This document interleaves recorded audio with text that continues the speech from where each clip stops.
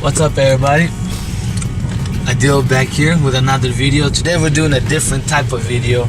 Actually currently headed to Tulsa, Oklahoma. Just wanted to introduce you guys to my good friend Jeremiah, aka the night closer.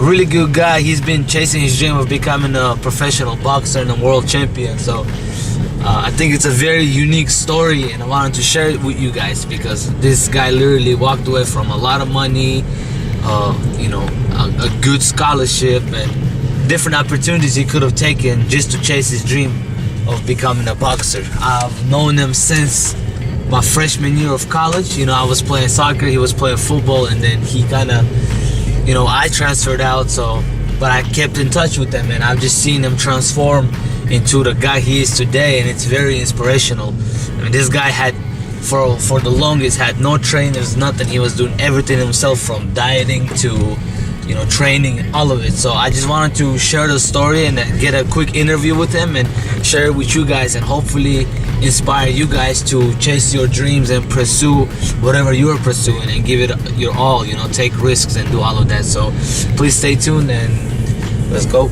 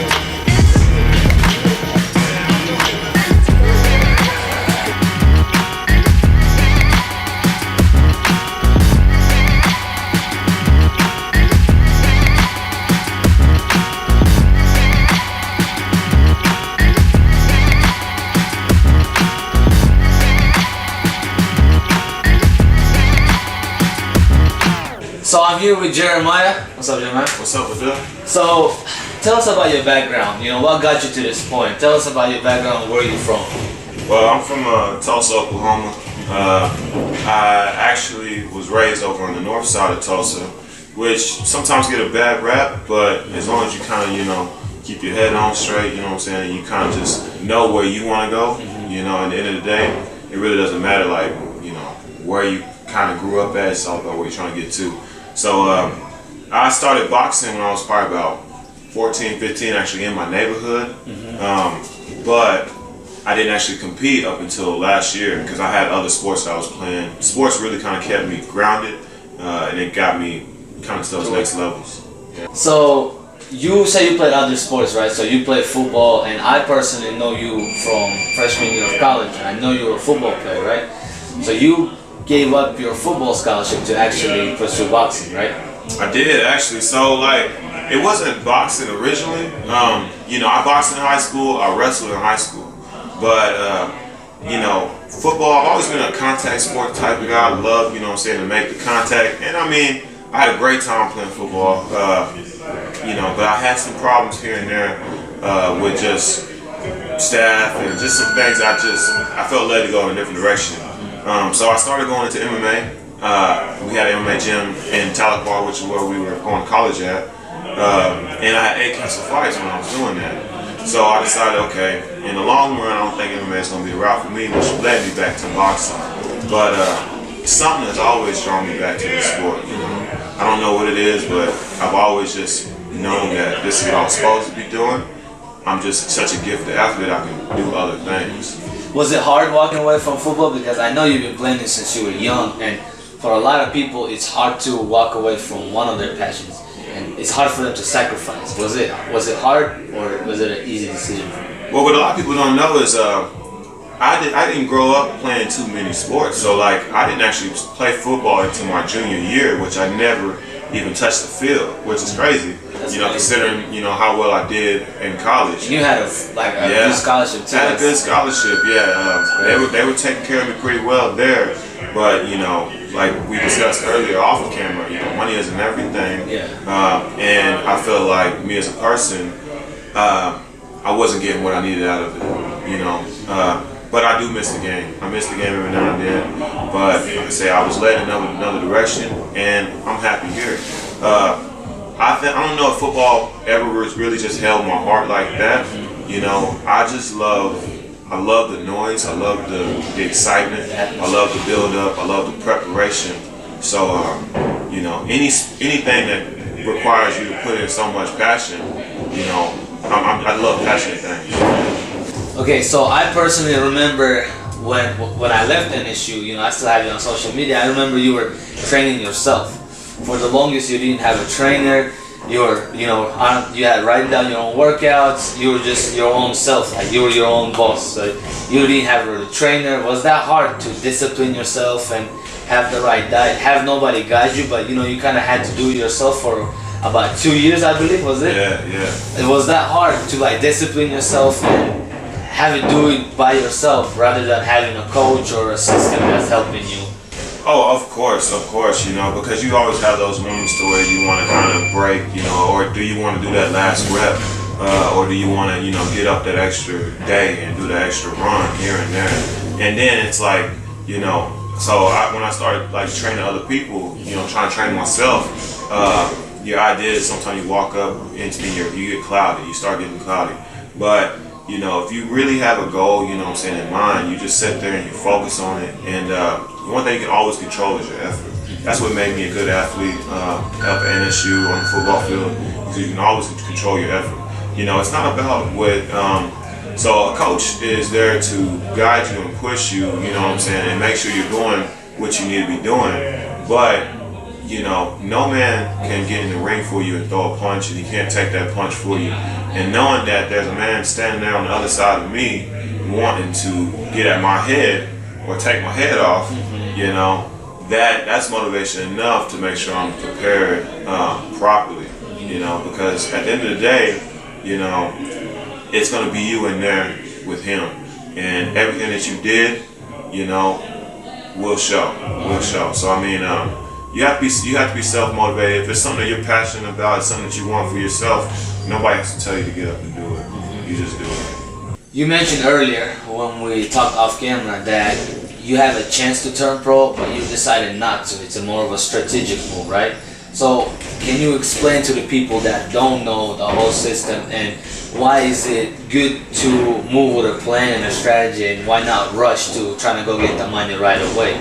Oh yeah. Well, I mean, so this is a risk, So boxing, whenever I decide to turn down that scholarship, I follow my heart, I follow my heart, not thinking about the money that it could bring, just knowing that, you don't want to live life regretting not doing something. And something kept telling me, come back. Now I came back, I'm still in the amateur scene. I've won the Oklahoma State Golden Gloves. I'm the regional Kansas and Oklahoma champion. And now I'll be fighting May 14th in Omaha, Nebraska at the Tournament of Champions. The Tournament of Champions is the National Golden Gloves. National Golden Gloves is one of the highest prestigious tournaments in amateur boxing. So if you're an amateur, you go out, you fight these amateur fights, and you gain a rapport, like recognition from the boxing community. So it's almost like I can find Joe Blow on the street over here and be like, hey, I want to turn you into a professional fighter. Are you ready? Now you can go out there and fight a professional fight, but you're going to get paid peanuts instead of a decent salary. So you look at guys that won the Olympics, that won these higher accolades, like even people don't know Oklahoma and Tulsa, we got a fighter, Alan Green, who trains in this gym. He's like a mentor to me. He won the National Gold Gloves, and from that he was able, they kind of move him differently. So they'll put you in a position to make more money in the long run instead of, you know, having to be this unproven guy who they give late notice fights or be like, we'll bring him in, feed him to our guy who is better at the time. So, you know, it truly makes more sense to take care of your career that way, so that I'm not, you know, fighting those bar back alley fights, you know. So it's all a process. It's all a process. So Jeremiah, I know a lot of people want to chase their dreams, but they don't want to 100% invest in their hustle, right? So I know over the summer you had your own little business running, right? It was a time you needed money, so instead of walking away from boxing and getting a full-time job, you actually invested in yourself. And I would see on your Snap stories and stuff, you'd be in the gym at 1 a.m., you know, late nights working. You know, tell us about your idea of making, you know, becoming your own boss for a while, and what other people can do to make money while they're chasing their dreams. Because a lot of people just quit their jobs, and you have to have finances. So how do you balance those two? Tell me how you did it.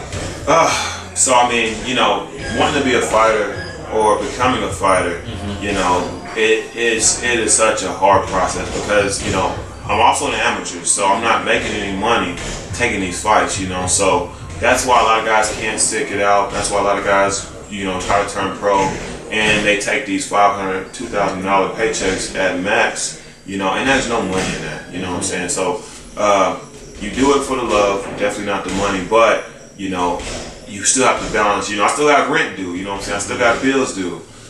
What actually happened was, you know, when I came back to Tulsa the first time, it was a real struggle. I moved here with not a great plan, but I knew I always seen the end goal, I always seen the end game, you know, and I'm not at the end game yet, you know, but these are the steps, you know. Everything I've accomplished so far, I knew I was going to do because, you know, you have to trust in your gut and you have to get up and do the work. So you asked me like what I did, you know, to make money a little bit, which I came back, I was working at UPS at first. I was making like $150 every week, you know, so I was not making over $600 a month. It was bad, you know.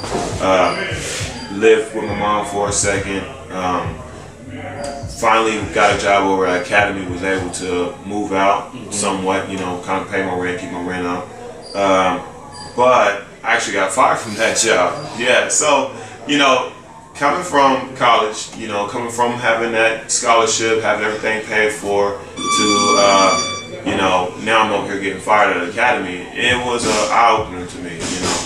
But my dad, he always taught me like little tricks of the trade. So actually, I started, instead of looking for another job, I said, you know, I want to be around this gym more, you know what I'm saying? But I need to figure out a way to make money. So I started doing what we call scrapping. Now, what people don't know about scrapping is like when you go out, you find products that are generally used or whatever, and then you just resell them, you know. So it's a complicated process, but I was able to work for myself, and it turned out I was actually pretty good at it because I was able to make like $2,000 in about 2 weeks, which killed my check from Academy and allowed me to sit down and actually just train. You know, so I invested in myself. You got to invest in yourself.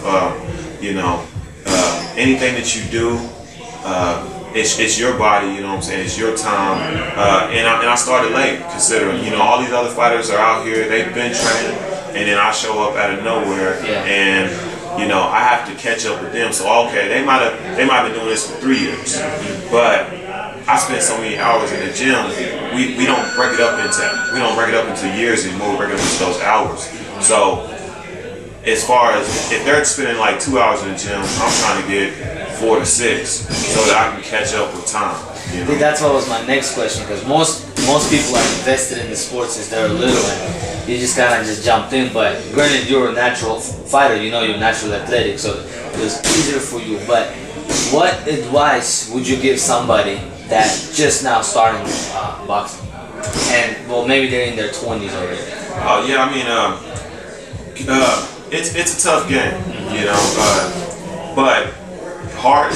You gotta have a heart for it, you know what I'm saying? So you gotta, you know, you're gonna come in, you're always gonna be nervous, you know. I'm still nervous to this day, you know. I'll get in there with somebody who I know I'm gonna flatline in my mind, but you know, you're always gonna have those nervous kind of ticks here and there, but you have to kind of, you know, set those voices aside and just get in and do what you know you can do. So confidence is a big thing. You know, people are not confident in themselves. They think they look bad. So, you know, what was kind of good with me is I'm a visual learner.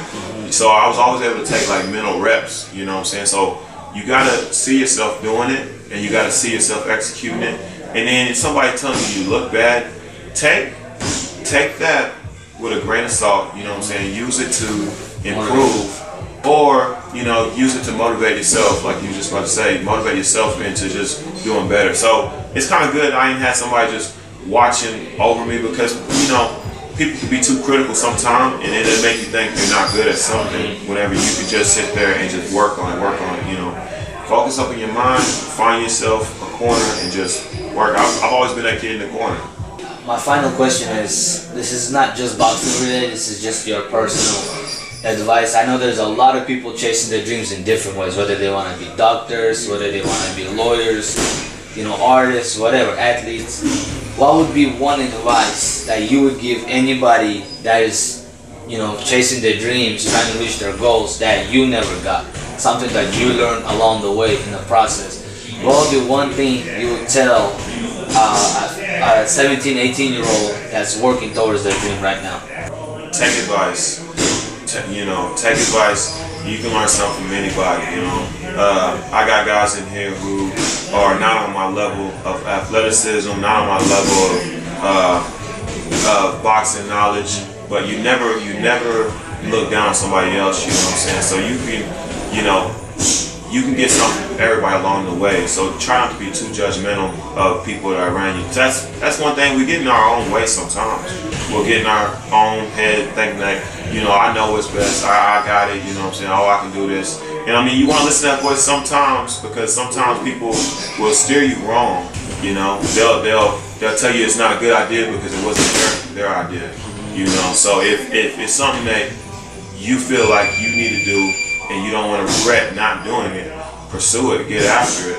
But at the same time, you know, once you feel like you start to arrive, don't start looking down on those people that kind of motivate you to get there, or, you know, or come along. So like, if they give you some tip here or there, you know, take it, analyze it, decide if you can add it to whatever it is you're doing, and then take it there. But don't be critical of a person just because of the way they might look or the way they might come off. Yeah. I appreciate you so much doing this interview with us. I want all of you guys to tune into his fights. What is your next fight? So possibly April 22nd. That might be in Oklahoma City. The only thing about the amateur fights is that sometimes, you know, they cancel. I had 8 cancel in my beginning, but guaranteed I'll be in Omaha, Nebraska, May 14th for the National Gold Gloves Tournament. Definitely. Well, you're Oklahoma native, man, so you're Oklahoma's pride, man. So keep working, keep pushing, man. I wish you nothing but the best. And hopefully we'll see you on, you know, pay-per-view fights soon. Most definitely. We'll get there. All right, man. Appreciate it.